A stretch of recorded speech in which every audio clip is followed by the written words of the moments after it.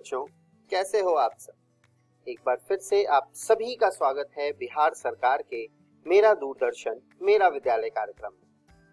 बच्चों होंगे और अच्छे से पढ़ाई भी तो कर ही रहे होंगे ना, क्योंकि अब आपके घर पर ही हम विद्यालय लेकर आ गए हैं, है ना। अब तो काफी टाइम हो चला है, आपको पता भी होगा क्या क्या करना होता है। आपको अपना कॉपी और कलम लेकर बैठना होता है। पाठ पढ़ लेने के बाद घर पर ही अपने किताब से उसी पाठ को फिर से पढ़ना होता है। जो भी प्रश्न दिए गए हैं आपकी किताब में, उनका अभ्यास करना होता है। आप सभी इन कामों को कर रहे हैं ना। तो आइए देखते हैं कि आज के एपिसोड में हम क्या क्या पढ़ेंगे।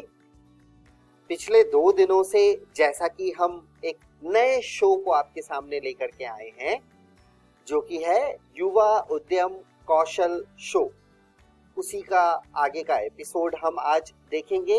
इस वीडियो में हम लोग क्या क्या करेंगे, इसमें फिर से हमारे पास हैं काव्यल सेदानी और केतन सिंह, और सवालों के सिलसिले भी हैं। ये तो आपको बड़ा मजा आता होगा, है ना। आप सभी सवालों को नोट भी करते होंगे और अपने सही उत्तर को स्क्रीन पर दिए गए नंबर पे भेजते भी होंगे। और यस ऐप तो आपने डाउनलोड कर ही लिया होगा। तो सवालों के सिलसिले के बाद हम कक्षा 10 के पढ़ाई की शुरुआत करेंगे, जिसमें हम बात करेंगे कक्षा 9 के विज्ञान के पाठ गति के साथ, और उसके बाद हम सामाजिक विज्ञान के इतिहास के फ्रांसीसी क्रांति के बारे में पढ़ेंगे। तो चलिए शुरू करते हैं आज के एपिसोड को।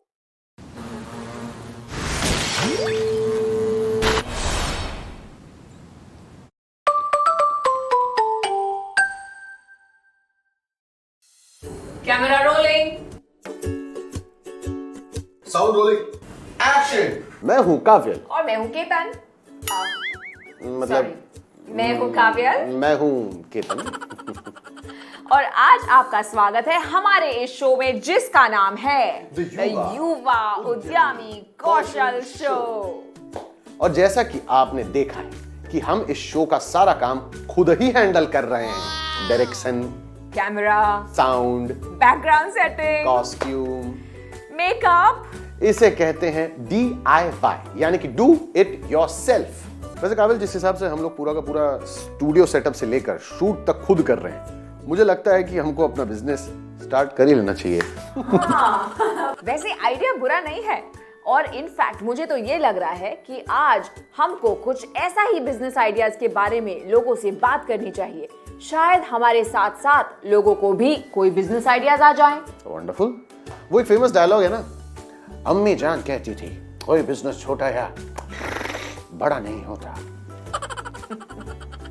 और अगर हमारा बिजनेस कोई प्रॉब्लम भी सॉल्व कर दे, तो उससे अच्छा और बड़ा बिजनेस कोई हो ही नहीं सकता। ये बिल्कुल सही कहा तुमने।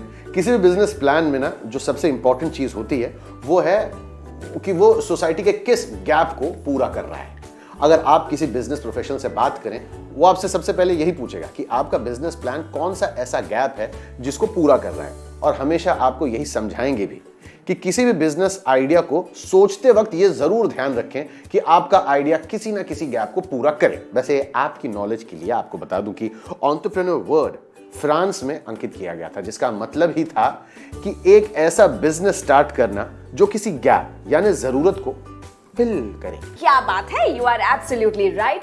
और क्योंकि 17th सेंचुरी की बात है, तो उस टाइम पर ये बहुत इंपॉर्टेंट था कि जो लो इनकम ग्रुप्स हैं, उनकी क्या जरूरतें हैं और उनको एक बिजनेस कैसे पूरा कर सकता है, इसके बारे में सोचना।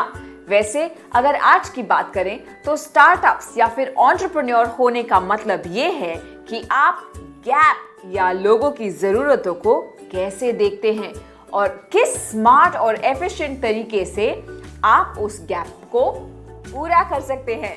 Yes, correct. वैसे मैं तुमको अपना एक एग्जांपल बताता हूँ। आजकल मेरा वाईफाई मुझे बहुत ज़्यादा परेशान कर रहा है। कभी कभी तो मन होता है कि मतलब उसे उठा के ना एकदम फेंक दिया जाए, बट दैट्स अ गैप, यानी मेरी और करोड़ों लोगों की जरूरत, and I think someone needs to fill it. Yes. Now मेरी वाईफाई की स्पीड तब बढ़ेगी जब या तो बारिश बंद हो जाए या मैं कंपनी को कॉल करके अपनी प्रॉब्लम बताऊं और वो किसी को इसको फिक्स करने के लिए भेज दें। सो ऑलरेडी एक सोल्यूशन तो है एंड ये लाइफ थ्रेटनिंग भी नहीं है जब तक मैं वाईफाई का इस्तेमाल एम्बुलेंस बुलाने के लिए ना कर रहा हूं तो। Thank God for that I have my phone. Absolutely.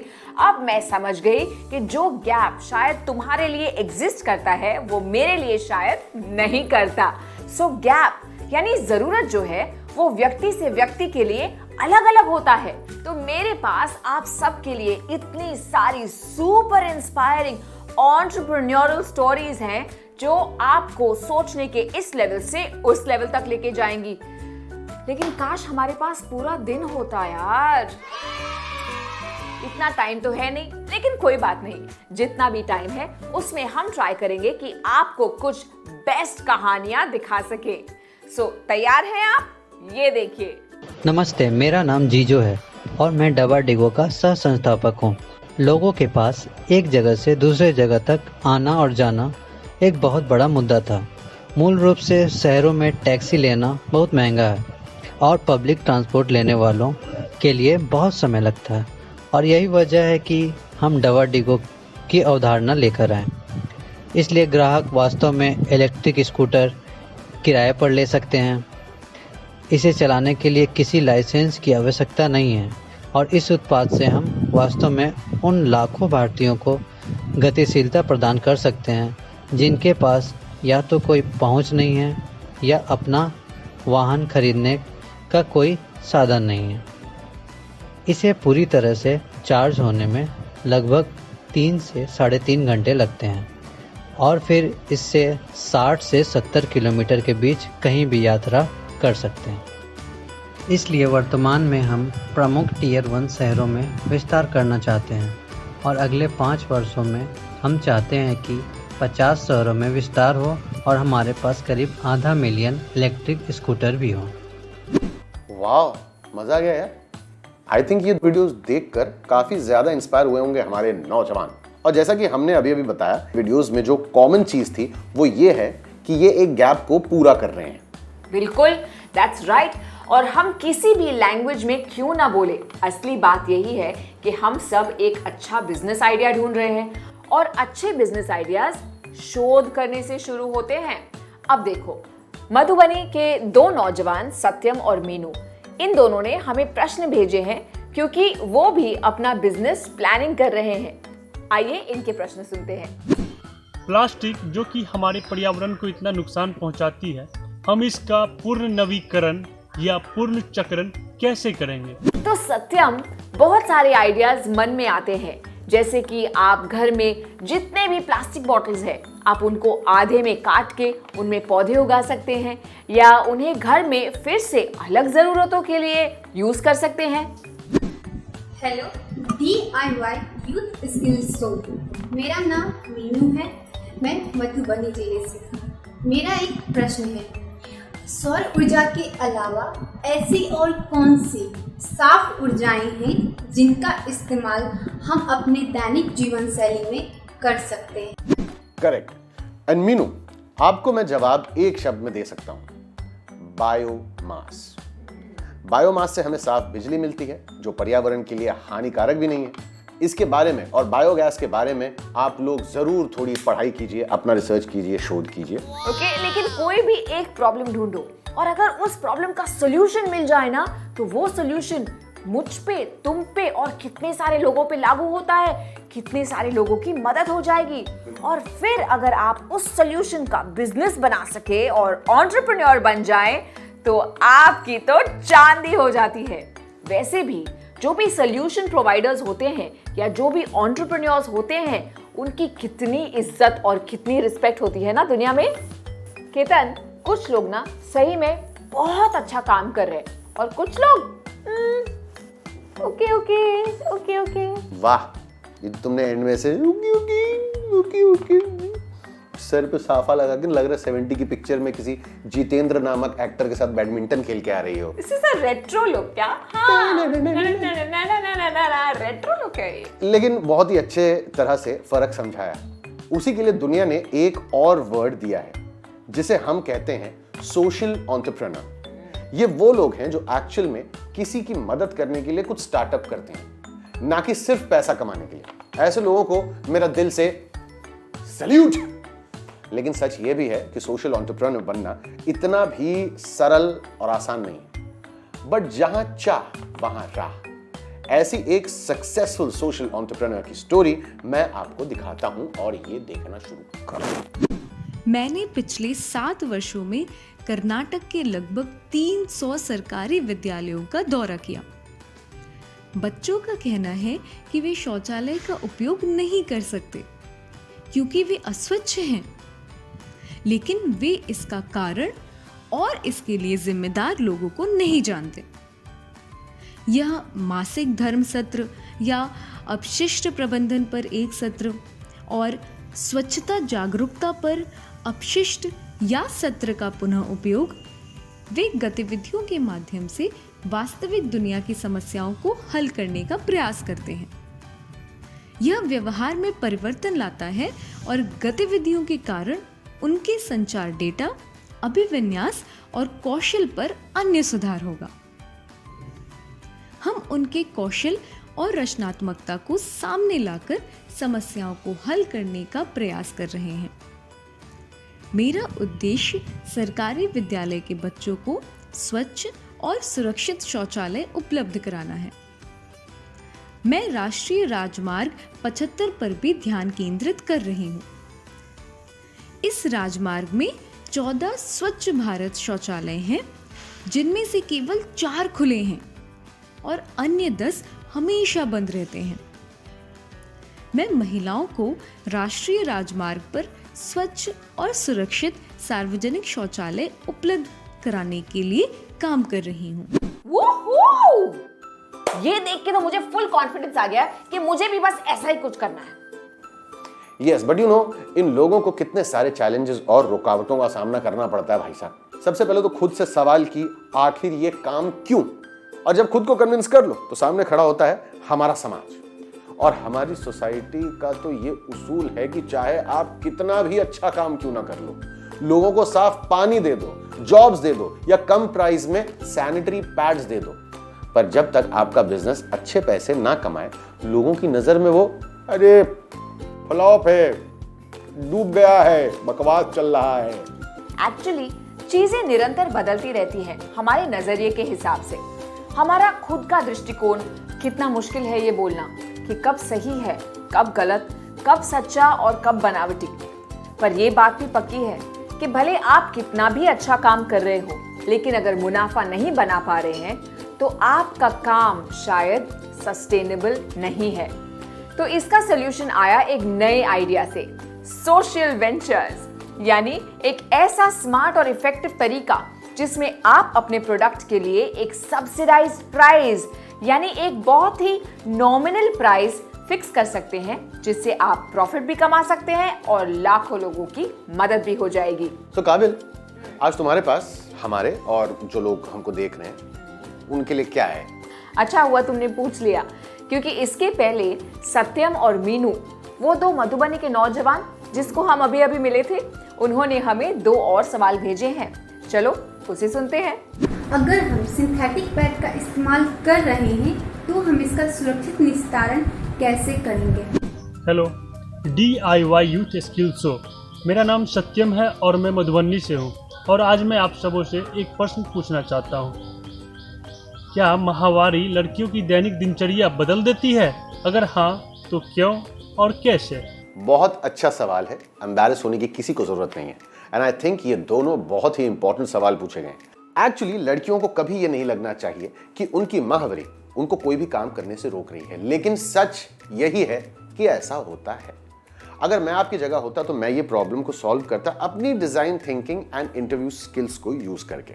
मैं स्कूल की काफी लड़कियों से पूछूंगा, कोशिश करूंगा उनसे पूछने की वो सारी बातें जो वो मुझे बेहतर तरीके से बता पाएंगी, क्योंकि एक पुरुष होने के नाते मुझे इतना आइडिया नहीं है इस बारे में। सो आई थिंक मुझे काफी कुछ जानने को और सीखने को मिलेगा। करेक्ट? हाँ, आई होप तुम्हें कुछ तो पता चले। Go on. वैसे मुझे लगता है कि शायद लड़कियां इसलिए स्कूल मिस करती हैं क्योंकि स्कूल्स में शौचालय नहीं है, और अगर टॉयलेट्स हैं तो टूटे हुए हैं, या गंदे हैं या उनमें पानी नहीं है, और सबसे इंपॉर्टेंट पैड्स को डिस्पोज करने की कोई जगह नहीं है, या फिर शायद वो लोग पैड्स को अफोर्ड ही नहीं कर पाती, और ये भी हो सकता है कि उनकी फैमिलीज ही उनको फोर्स करती होंगी घर पे रहने के लिए। वाओ, आई थिंक तुमने ऑलरेडी इस पर काफी रिसर्च कर लिया, वेरी इम्प्रेस्ड। या फिर तुमने वो ग्राफिक नॉवेल देख ली जो हम सब अब दिखाने वाले हैं? यस, मैंने पढ़ लिया था एक्चुअली उस नॉवेल को, क्योंकि एक्चुअल में इसके बारे में काफी न्यूज भी है कि क्यों गर्ल्स पीरियड्स के टाइम पर स्कूल मिस करती हैं। सच बात यह है कि सिर्फ पैड्स की कमी या उनको डिस्पोज करने की प्रॉब्लम नहीं, बल्कि और भी बहुत सारी प्रॉब्लम्स हैं। खैर, उसके बारे में हम डिटेल में बात करेंगे, जरूर बात करेंगे, बट डोंट यू थिंक कि एक और बड़ी प्रॉब्लम है?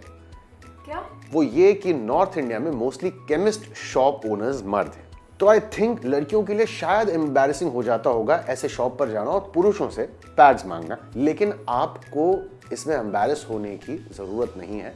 ये आपका हक है और आपको उसकी जरूरत है। एक और दिक्कत ये भी है कि ये पैड्स पर्यावरण के लिए बायोडिग्रेडेबल नहीं है। बिल्कुल सही, एक्चुअली ये प्लास्टिक से बने होते हैं, एंड जब हम इनको यूज करने के बाद किसी कचरे के ढेर में फेंकते हैं तो इनको डीकंपोज होने में 100 से भी ज्यादा साल लगते हैं। सो इन दिस केस प्लास्टिक तो एनवायरनमेंट को बहुत बुरी तरह नुकसान पहुंचाता है।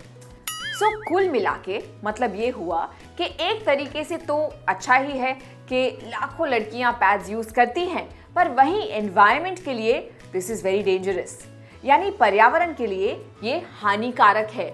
लड़कियों के लिए ये अच्छा है, लेकिन धरती के लिए ये सही नहीं है। ये भी वही दुविधा वाली सिचुएशन हो गई दोनों सोशल एंटरप्रेन्योर्स, फॉर प्रॉफिट और फॉर नॉन प्रॉफिट, दोनों के लिए। But you know what, Ayesha, Aliya and Lata ने इसका सोल्यूशन भी फिगर आउट कर लिया है हमारे इस graphic novel story called selfie में। हिंट दूं आपको थोड़ी सी? Yes. ओके, इतना एक्साइट मत हो। उन्होंने बनाया नेचुरल मटेरियल्स को यूज करके इको पैड्स, और साथ ही साथ इतनी सारी महिलाओं को जॉब्स भी दी। और बेस्ट पार्ट पता है क्या? वो फ्री ऑफ कॉस्ट, यानी फ्री में स्कूल्स को सप्लाई करती है। अमेजिंग। अरे काव्यल, मतलब पूरा सब तुम ही बोल दो ना, तो रुको ना, मतलब हम स्टोरी भी तो सुनाएंगे ना। चलो स्टोरी देखी जाए। कोई भी प्रॉब्लम तब सॉल्व होती है जब हम उसमें अपॉर्चुनिटी ढूंढते हैं, जैसे इन लड़कियों ने ढूंढी। जब तक तुम कुछ ऐसा काम नहीं करती जिससे लोगों की मदद हो, तब तक तुम्हारे फोन्स वापस नहीं मिलेंगे। इसकी शुरुआत लता की मदद से कर सकती हो तुम। लता, क्या हम तुम्हारी मदद करें? हाँ।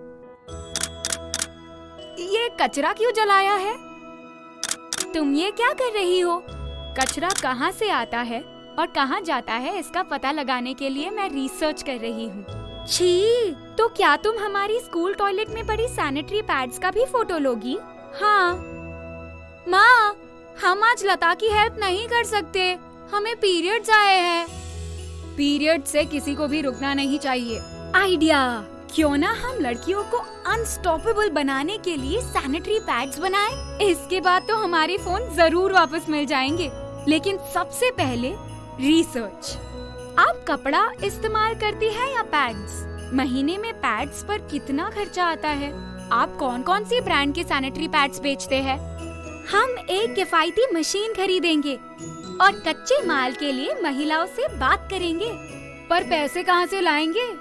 हम इस काम में इन्वेस्ट करेंगे। आखिर हमने कर दिखाया। चलो अपनी प्रोडक्ट सेल्फी के साथ एक सेल्फी लेते हैं। इन 3 लड़कियों ने प्रॉब्लम में अपॉर्चुनिटी देखी, जिससे न सिर्फ उनके स्कूल की बल्कि पूरे बिहार की लड़कियां अब पीरियड्स में भी अनस्टॉपेबल है, और हम भी अनस्टॉपेबल है। ये है हमारे आगे के प्लान। तो इसी बात पर हो जाए एक सेल्फी। वाओ, देखा कितनी खूबसूरती से इन्होंने एक सोशल प्रॉब्लम का सलूशन निकाला, और वो जो सोसाइटी में गैप था उसे पूरा किया। इन्होंने सस्टेनेबल पैड्स भी निकाले और इतनी सारी महिलाओं को जॉब्स भी दी। प्लस जो इन्होंने फ्री ऑफ कॉस्ट स्कूल्स में लड़कियों को पैड्स दिए, उसके लिए तो इनको दोनों हाथों से सैल्यूट है। और पता है इन लेडीज ने जबरदस्त काम क्या किया? इन्होंने एक प्रोड्यूसर कंपनी खोल ली, जिसकी वजह से इनके गांव में किसानों को कच्चे माल के लिए काफी काम मिला। प्लस इन्होंने सरकार को प्रपोज किया कि आप वो सरकारी स्कीम से जिसमें सैनिटरी पैड्स के लिए लगभग 1 करोड़ लड़कियों को हर एक को 300 रुपए मिलते हैं, उन्होंने कहा कि ये सारे पैसे हमारी प्रोड्यूसर कंपनी में इन्वेस्ट कीजिए और हम इन सब लड़कियों को फ्री में सैनिटरी पैड्स देंगे और विलेज के लिए रोजगार भी पैदा करेंगे। वाह, क्या सुपर प्लान है यार इनका। ऑफ कोर्स है। और इन्होंने डिमांड भी इंक्रीज किया और साथ ही साथ सप्लाई। कितना कूल है कि पिंक डिलीवरी वैन्स में वो सारी यूनिफॉर्म्स पहनकर इन पैड्स और डिस्पेंसर को लड़कियों तक पहुंचाती हैं। आई थिंक इन्होंने न सिर्फ एक पीढ़ी की लड़कियों को सैनिटरी पैड्स यूज करने में मदद की, बल्कि इको पैड्स की अहमियत भी समझाई। केतन, आई थिंक हम ये डेफिनेटली कह सकते हैं कि इन्होंने दुनिया को बचाया है इस ब्यूटीफुल मास्टर प्लान के साथ। और जैसे ही इन्होंने किया वैसे आप और हम और आप भी तो कर सकते हैं ना। बिल्कुल। अगर आपके पास भी एक आइडिया है और वो पर्यावरण हितैषी भी है, उसमें मुनाफा भी हो सकता है और वो रोजगार भी पैदा कर सकता है, और सबसे इम्पोर्टेंट अगर वो करोड़ों लड़कियों की जिंदगी सुधारने में मदद कर सकता है, तो आपको इंतजार किस बात का है? फोन उठाओ और हमें आपके आइडियाज का 1 मिनट का वीडियो प्रेजेंटेशन स्क्रीन पर दिए गए नंबर पर व्हाट्सएप करो। मुझे भी एक आइडिया है, मैं व्हाट्सएप करूं प्लीज? नहीं, तुम नहीं कर सकते। क्यों? क्योंकि ये सिर्फ 18 से 23 के उम्र के नौजवानों के लिए है। यस, और अब अवसर आ चुका है कि आप जीते हमारा ग्राफिक नॉवेल, और उसके लिए आपको हमारे साथ क्या करना है? सवालों के सिलसिले का। तो आज का पहला सवाल, सबसे अच्छे व्यवसाय की क्या विशेषता होती है? गैप, GAP किसे कहते हैं? क्या अच्छा कहलाने के लिए आपका व्यवसाय को मुनाफे पे जोर नहीं देना चाहिए? आज के ग्राफिक नॉवेल उद्यम के जरिए कौन से बड़ी समस्या को हल करने की कोशिश कर रहे हैं हम? एक समस्या के समाधान का सबसे अधिक प्रभाव किस पर होता है, और समाधान होने पर किसके जीवन में तेजी से सुधार होता है? क्या ये बिजनेस केवल महिलाओं के लिए है? और आज का आखिरी सवाल, क्या आप इस तरह का बिजनेस शुरू करना चाहेंगे? आप अपना जवाब स्क्रीन पे दिए गए नंबर पर हमें जरूर भेजें, या यस ऐप अपने स्मार्टफोन पे डाउनलोड करके आप हमें उसके द्वारा भी जवाब भेज सकते हैं। पहले 100 सही जवाब देने वाले विद्यार्थी जीत सकते हैं आज का रोमांचक ग्राफिक नॉवेल। तो जल्द भेजिए अपने जवाब। तो ऑन दैट नोट हम दोनों लेते हैं आपसे इजाजत, लेकिन फिर मुलाकात होगी एक और एपिसोड पे, एक और शो पे। लेकिन आप तब तक दिमाग चलाते रहो। और आपके पास एक अच्छा बिजनेस आइडिया है तो आप अपना बिजनेस आइडिया हमें वीडियो व्हाट्सएप करें, अपना नाम, नंबर, पता देना ना भूलें, और हाँ, हमारे सवालों के जवाब कॉल करके देना ना भूलें। Take care, bye bye and all the best। मैं हूं केतन सिंह और मैं काव्या सदानी। हमारा ना पिलेनवा जो है ना एकदम सेट हो चुका है। कहाँ है तुम्हारा पिलनवा? एक जबरदस्त भोजपुरी पिक्चर बनाने का, और उसके अंदर हम हीरो लेने वाले इसको अपने ये अभिषेकवा के पप्पा को। अमिताभ बच्चन। पैसा बहुत है, लगा रहे हैं, अभी बनाएंगे जबरदस्त। और डिस्ट्रीब्यूटर्स का क्या? इसका डिस्ट्रीब्यूटर पता नहीं है ना। एग्जिबिटर्स का क्या करोगे? तुम्हारी शक्ल से लग रहा है कि तुम्हें कुछ पता नहीं है। ऐसे ही ओवर कॉन्फिडेंस में छाती ठोक के नहीं शुरू कर देते कोई भी काम। अगर कोई नया काम शुरू करना हो तो उसके पहले उन लोगों के साथ काम करे, थोड़ा एक्सपीरियंस ले जो ये काम ऑलरेडी करते हैं। इसको कहते हैं हम इंटर्नशिप्स। इसके बारे में और बात करेंगे मैं काव्या सदानी और ये मेरे over confident Ketan Singh partner के साथ हमारे अगले एपिसोड में, जिस शो का नाम है युवा उद्यम कौशल शो। टेंशन मत लो, हो जाएगा। कॉन्फिडेंस हिला देती हो यार तुम। कोच सीख लेंगे। अरे नाराज मत हो यार, I am only helping you.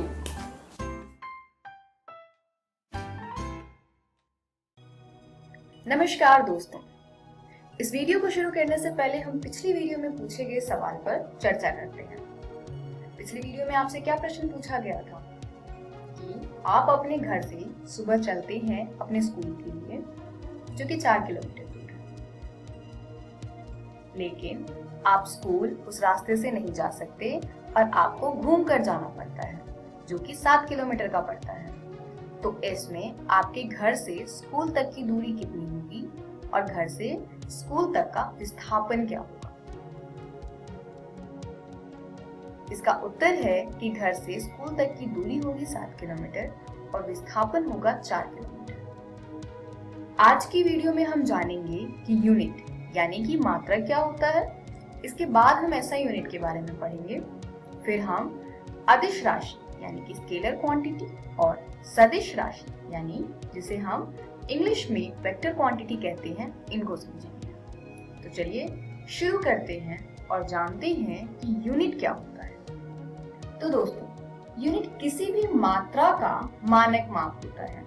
जैसे कि वेट को मापने के लिए हम आमतौर पर किलोग्राम यूनिट का प्रयोग करते हैं। टाइम को मापने के लिए हम घंटे, मिनट्स, सेकंड्स का इस्तेमाल करते हैं और लंबाई मापने के लिए हम मीटर, किलोमीटर आदि का इस्तेमाल करते हैं। अब दोस्तों, हमें पता है कि इंडिया में केजी का इस्तेमाल किया जाता है भार को मापने के लिए, पर क्या हर जगह केजी का इस्तेमाल होता है? नहीं। जैसे कि यूनाइटेड किंगडम में हम केजी का प्रयोग नहीं करते हैं भार मापने के लिए, वहां हम पाउंड्स का प्रयोग करते हैं और पाउंड्स भी एक प्रकार का मात्रक है यानी कि यूनिट है। तो अब यहाँ से सवाल आता है कि केजी का प्रयोग किया जाए या पाउंड्स का प्रयोग किया जाए। तो हमें आवश्यकता पड़ती है एसआई यूनिट की, यानी कि मानक मात्रक की। एक ऐसा यूनिट जो कि अंतरराष्ट्रीय स्तर पर स्वीकार हो। एसआई यूनिट सिस्टम माप के लिए दुनिया में सबसे ज्यादा इस्तेमाल किए जाने वाला सिस्टम है। इसमें 7 बेस यूनिट्स आती हैं, जो कि इस प्रकार है: metre, second, ampere, kelvin, mole, kilogram and candela. आइए अब आगे बढ़ते हैं और समझते हैं कि सदिश राशि और अदिश राशि क्या होता है। इनको हम एक उदाहरण से समझेंगे। मान लीजिए ये एक बच्चा है जो कि तालाब के किनारे है और इसने एक पत्थर उठाया और तालाब में कुछ इस प्रकार फेंका। पत्थर ने ए बिंदु से बी बिंदु तक की दूरी को तय किया और अगर आप सबसे छोटी दूरी देखें तो ये होगा बिंदु ए से बी तक की ये वाली दूरी। अगर हम पत्थर के रास्ते का विश्लेषण करें तो पत्थर किसी विशिष्ट दिशा में नहीं गया, वो इस प्रकार गया। तो इसको हम कहेंगे डिस्टेंस यानी कि दूरी। और ये एक अदिश राशि है क्योंकि अदिश राशि में सिर्फ मैग्नीट्यूड यानी कि परिमाण होता है, डायरेक्शन यानी कि दिशा नहीं होती है। परिमाण इस केस में ये है कि ये पत्थर कितनी तेजी से गया। अब दोस्तों, ए बिंदु से बी बिंदु के बीच में सबसे कम दूरी होगी विस्थापन, जो कि एक सदिश राशि है क्योंकि इसमें परिमाण और दिशा दोनों है। इसी प्रकार से दोस्तों, गति यानी कि स्पीड, भार यानी कि मास इत्यादि अदिश राशि है क्योंकि इनका सिर्फ परिमाण होता है। जैसे कि ये कार कितनी तेजी से जा रही है या पत्थर का भार कितना है। इसी प्रकार वेग, बल, त्वरण इत्यादि सदिश राशि है क्योंकि इनके परिमाण के साथ साथ इनकी दिशा भी होती है। जैसे कि गाड़ी 20 किलोमीटर प्रति घंटे की दर से नॉर्थ डायरेक्शन यानी कि उत्तर दिशा में जा रही है, तो ये हो जाएगा सदिश राशि।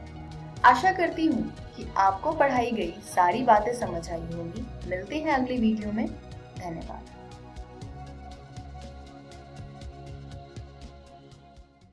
Daily quiz.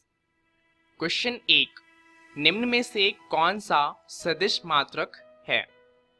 ऑप्शन ए बल, ऑप्शन बी तापमान, ऑप्शन सी द्रव्यमान, ऑप्शन डी इनमें से कोई नहीं। क्वेश्चन नंबर 2, वस्तु की स्थिति एक डैश मात्रक है।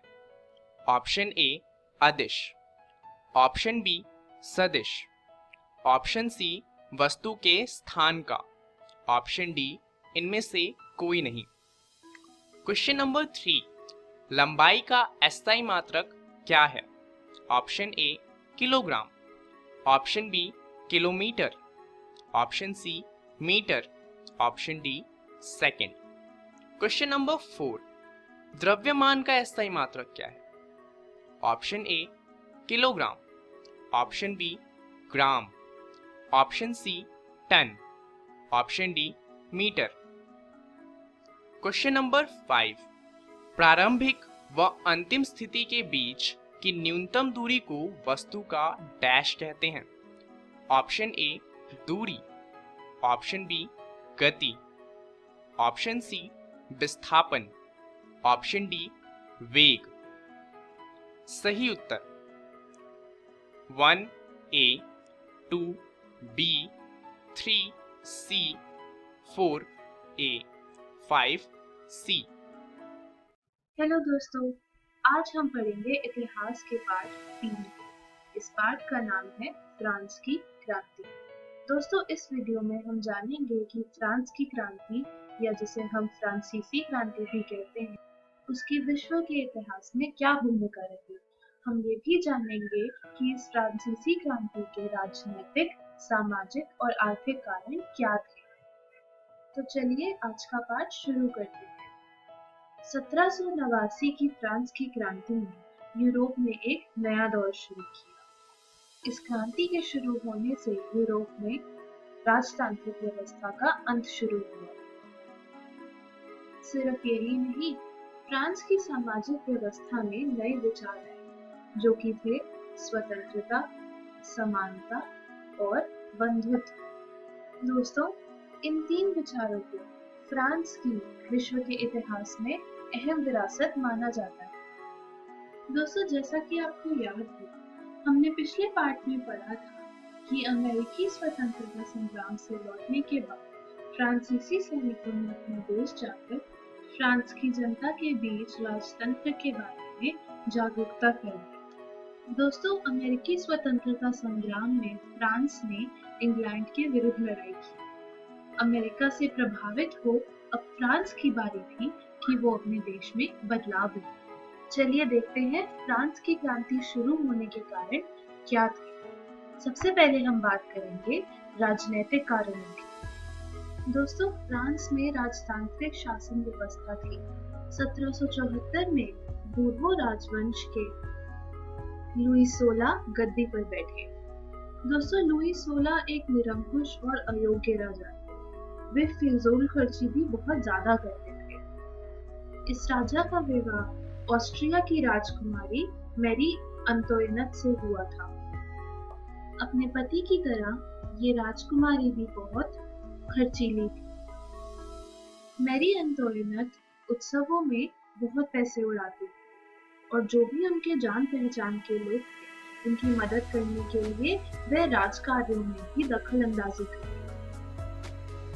वर्साई शहर में स्थित राजा का महल भी कुछ इसी हालत में था। राजा के महल में करीब 15,000 ऐसे अधिकारी थे जो कोई काम नहीं करते थे, लेकिन वेतन के रूप में धनराशि जरूर लेते थे।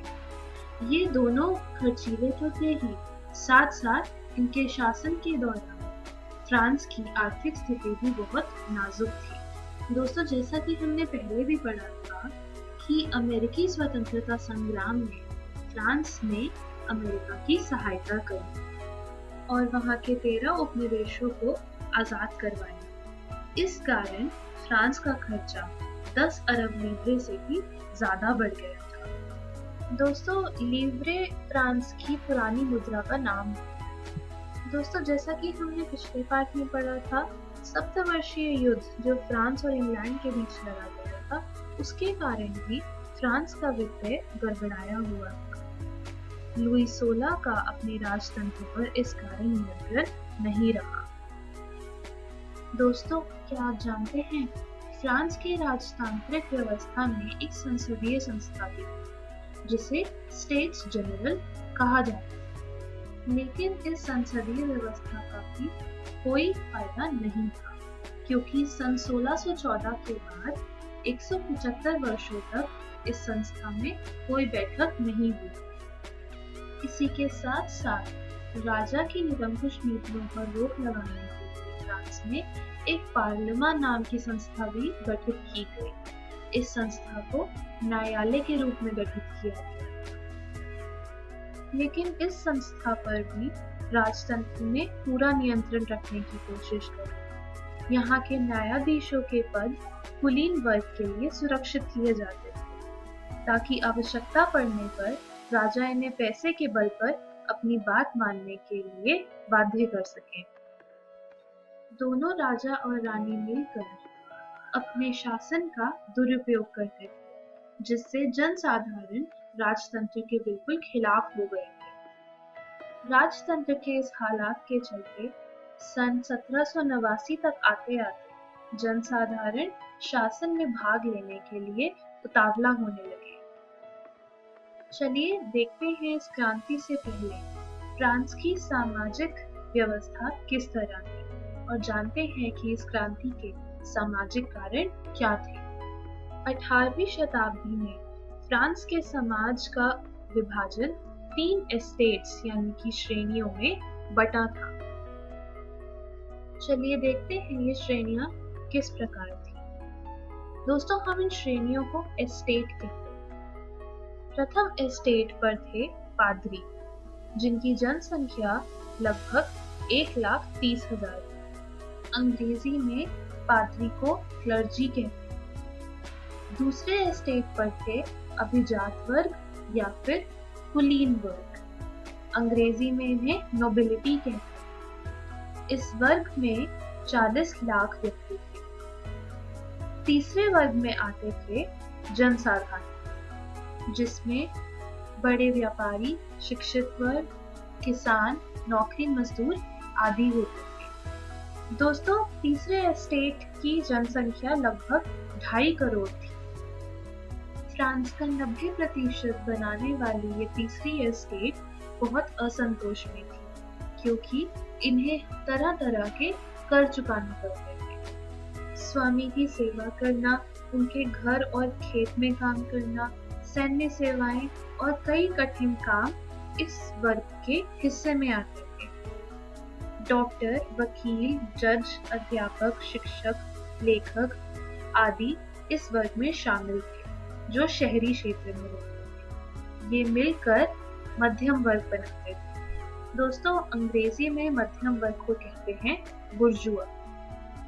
दोस्तों, इस बुर्जुआ वर्ग या मध्यम वर्ग में सबसे ज्यादा असंतोष था और इन्होंने इस क्रांति में अहम भूमिका निभाई। दोस्तों, ये मध्यम वर्ग सुयोग्य और संपन्न होते हुए भी कुलीनों जैसा सामाजिक सम्मान प्राप्त नहीं करते थे। ये राजनीतिक अधिकारों से भी वंचित थे और राज्य के सभी बड़े पद कुलीनों के लिए सुरक्षित किए जाते थे। मध्यम वर्ग के साथ कुलीन वर्ग के लोग बहुत बुरा और असमान व्यवहार करते थे। इसी कारण फ्रांस की क्रांति का सबसे महत्वपूर्ण नारा समानता था, जिसे मध्यम वर्ग ने आगाज किया। दोस्तों, फ्रांस की सामाजिक स्थिति को देखते हुए वहाँ एक नारा था, जो कि कुछ इस तरह था: The nobles fight, the clergy pray, and the people pay। जिसे हम पढ़ेंगे: कुलीन लड़ते थे, पुजारी पूजा करते थे और जनसाधारण उनका खर्च जुटाते थे। चलिए, ये तो थे इस क्रांति के सामाजिक कारण। अब देखते हैं इस क्रांति के आर्थिक कारण। विदेशी लड़ाइयों और फिजूल खर्च राजा के चलते हर साल फ्रांस में आय से अधिक व्यय होता था। इस खर्चे की पूर्ति करने के लिए कर लगाने की प्रथा प्रचलित थी और ये कर भी फ्रांस के समाज पर असमान तरीके से लगाए जाते थे। हर 5 या 6 साल बाद फ्रांस की सरकार पूंजीपतियों को कर वसूलने का ठेका देती थी। इन पूंजीपतियों को टैक्स फार्मर के नाम से जाना जाने लगा। कर वसूलते समय ये पूंजीपति अधिक से अधिक कर वसूलते थे और सरकार को एक निश्चित रकम देने के बाद बाकी रकम अपनी जेब में रख लेते थे। इसके चलते तीसरी एस्टेट को अत्यधिक आर्थिक कष्ट उठाना पड़ता था। राजकोष के घाटे की भरपाई करने के लिए किसानों पर भी तरह तरह के कर लगाए जाते थे। किसानों को भूमि पर टेले नाम का एक कर चुकाना पड़ता था। इसके अलावा उन्हें एक टिथे नाम का धार्मिक कर भी देना होता था।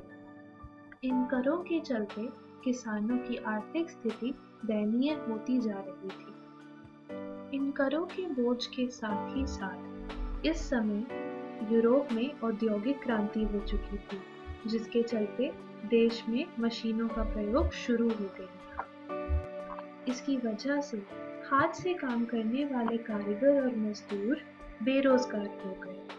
इन्होंने क्रांति के समय राजा के खिलाफ क्रांतिकारियों का साथ दिया।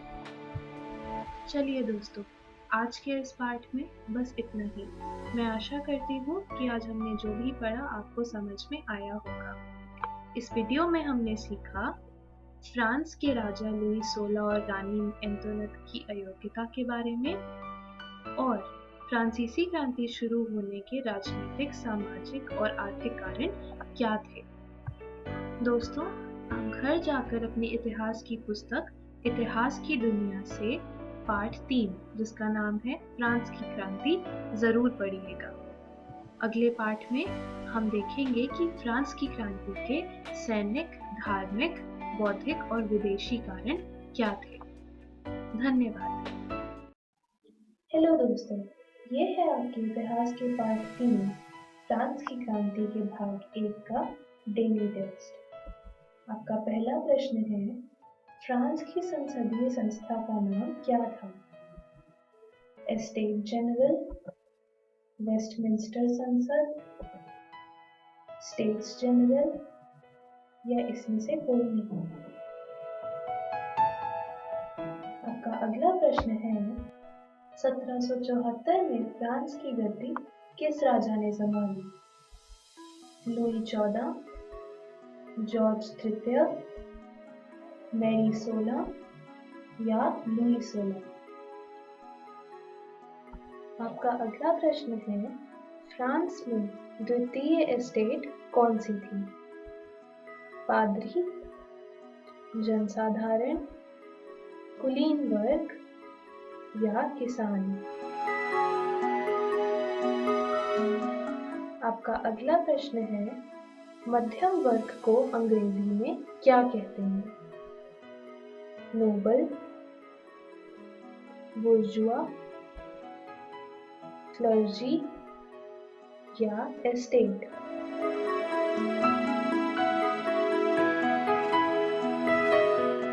आपका अगला प्रश्न है, किसान जो कर भूमि पर चुकाते थे उसे क्या कहते थे? टिथे, टैले, स्टैम्प कर या इनमें से कोई नहीं?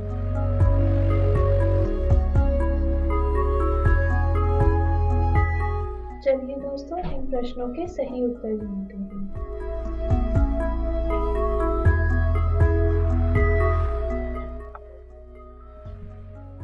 धन्यवाद।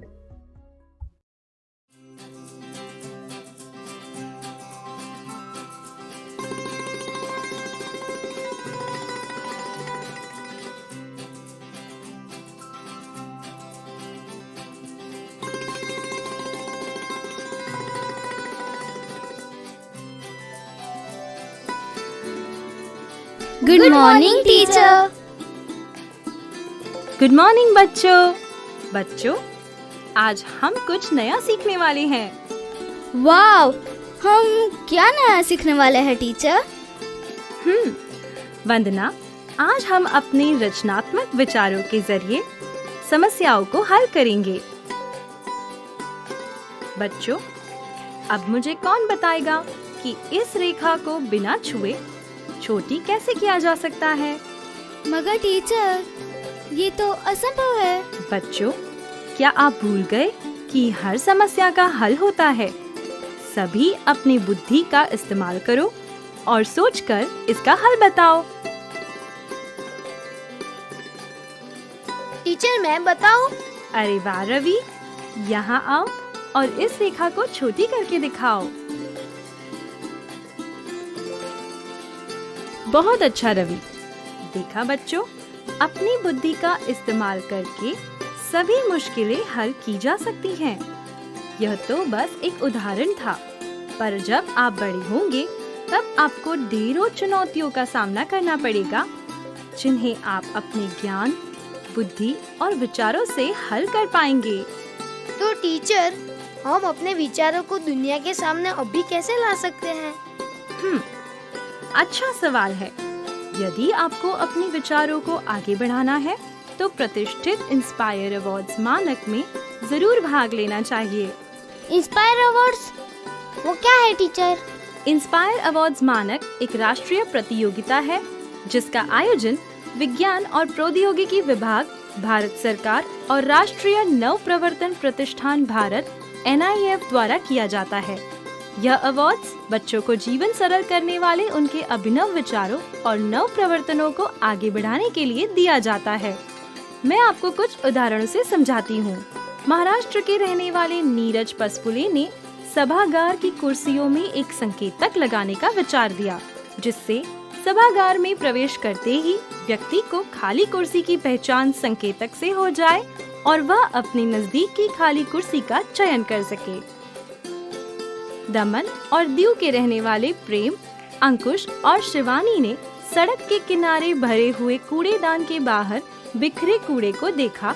तब उन्होंने यह विचार दिया कि अगर इसमें ऐसा यंत्र लगा दिया जाए जो उसके भरने का संकेत कूड़ा उठाने वाली गाड़ी को दे दे, तो समय से कूड़ा उठाया जा सकेगा। हिमाचल प्रदेश के रहने वाली पार्वती ने ऊर्जा की बचत के लिए एक साथ 3 काम करने वाले चूल्हे को बनाने का सुझाव दिया, जिससे खाना पकाने, पीने का पानी गर्म करने के साथ साथ धुएं को साफ कर उसका उपयोग घर को गर्म रखने में हो सके। पश्चिम बंगाल के रहने वाले ऋषभ ने सार्वजनिक परिवहन में कम सामान के साथ यात्रा करने को बढ़ावा देने और लोगों को स्वस्थ रखने के लिए वजन के हिसाब से किराया लगाने का विचार दिया। उत्तर प्रदेश के रहने वाले सिकांतो ने देखा कि ज्यादातर सफाई कर्मी सफाई के बाद सड़क के किनारे कचरे का ढेर लगा देते हैं और बाद में इसे हाथ से डस्टबिन या कूड़ा गाड़ी में डालते हैं। उन्होंने इस समस्या के समाधान के लिए कचरा उठाने और भरने के लिए हाथ से संचालित होने वाली गाड़ी तैयार की है ना अच्छे विचार? पर टीचर, इसे बनाने में पैसे भी लगे होंगे। मैं तो अभी छोटा हूँ और मेरे पास पैसे भी नहीं है। चिंता मत करो ईशान, इस प्रतियोगिता में सबसे पहले अपने विचार ही भेजने होते हैं। मैं समझाती हूँ। इस प्रतियोगिता में कक्षा 6 से लेकर 10 तक यानी 10 से 15 साल के बच्चे भाग ले सकते हैं। वह अपने नए विचार विद्यालय के प्राध्यापक को जमा करा सकते हैं। प्रत्येक स्कूल के प्राचार्य आइडिया कंपटीशन के जरिए भी विद्यार्थियों के विचार इकट्ठा कर सकते हैं। फिर श्रेष्ठ 2 से 3 विचारों अथवा नव प्रवर्तनों का नामांकन प्राध्यापक द्वारा तय प्रारूप में इंस्पायर अवार्ड्स के वेब पोर्टल के जरिए किया जा सकता है। इसके बाद देश भर से सर्वश्रेष्ठ 1 लाख नए विचारों अथवा नव प्रवर्तनों को चुना जाएगा तथा प्रत्येक को 10,000 रुपए की पुरस्कार राशि दी जाएगी। ध्यान रखें बच्चों, आपको अपने मौलिक, अनूठे और तकनीकी विचारों को ही सम्मिलित करना है। टीचर, आइडिया कंपटीशन क्या होता है? इस कंपटीशन में विद्यार्थी मौजूदा मशीनों, गैजेट में बेहतरी के लिए सुधार अथवा नई मशीन, गैजेट बनाने के मौलिक तकनीकी विचार जमा करा सकते हैं, जिससे दैनिक समस्याओं का समाधान किया जा सके। इसके बाद क्या होगा टीचर? चुने हुए विद्यार्थियों को अपने विचारों अथवा नव प्रवर्तनों के प्रोटोटाइप अथवा मॉडल तैयार कर जिला स्तर की प्रदर्शनी में भाग लेना होगा, जहां से राज्य स्तर के लिए 10,000 विचारों अथवा नव प्रवर्तनों का चयन किया जाएगा।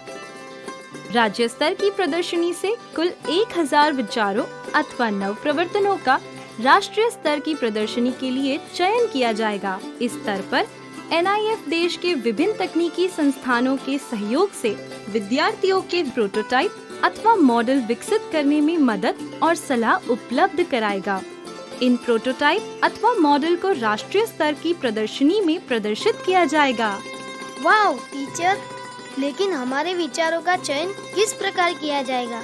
अनोखे विचारों का चयन उसकी नवीनता, व्यावहारिकता, सामाजिक उपयोगिता और पर्यावरण के अनुकूलता के आधार पर किया जाएगा।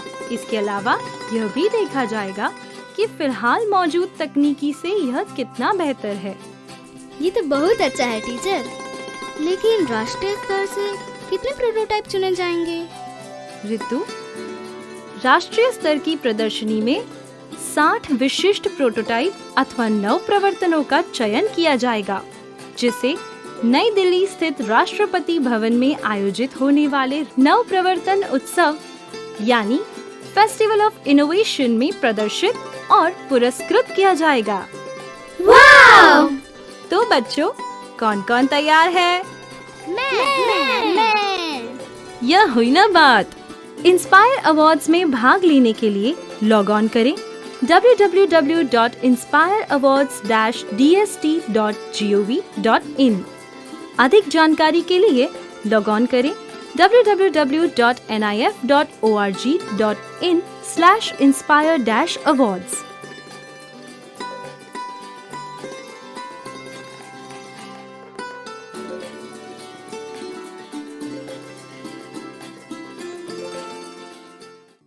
आशा करता हूं कि आज के एपिसोड में पढ़ाया गया पाठ आपको अच्छे से समझ आया होगा और आपने अपने सवालों को नोट भी किया होगा।